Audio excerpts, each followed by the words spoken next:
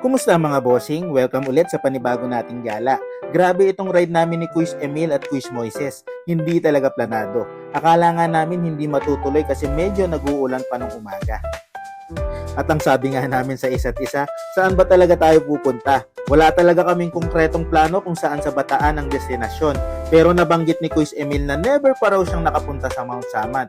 Ayun, instant decision. Mount Samat tayo. Let's go.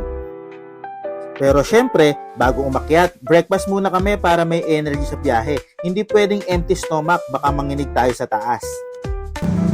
Okay, breakfast. May papuso. Ulam natin is tinola at saka sisig. Breakfast tayo.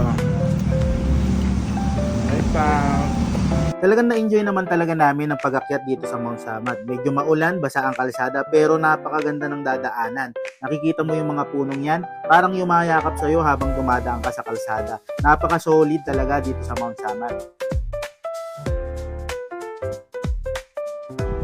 Pagdating sa Mount Samat, picture-picture muna. Ang ganda ng view.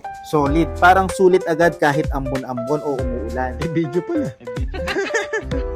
Nakaway ka na lang.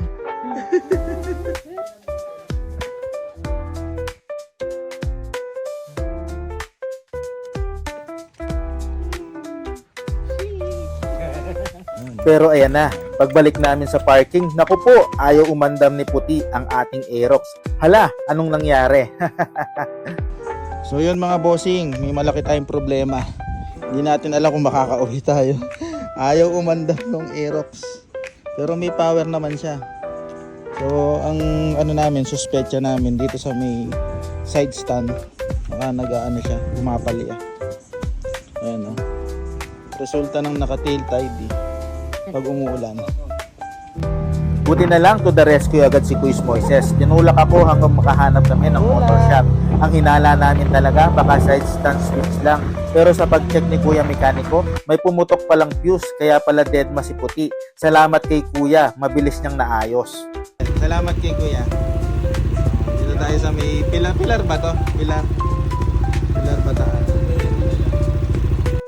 Mga bandang alas 12 pa lang yon, kaya sabi namin, tara, isa pang pasyal.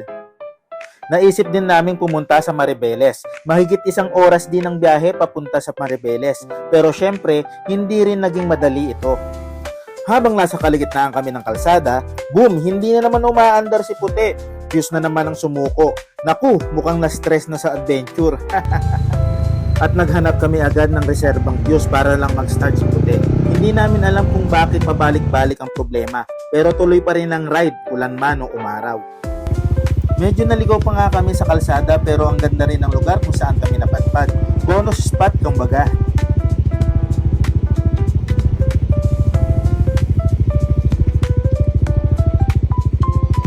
Ang ganda solid.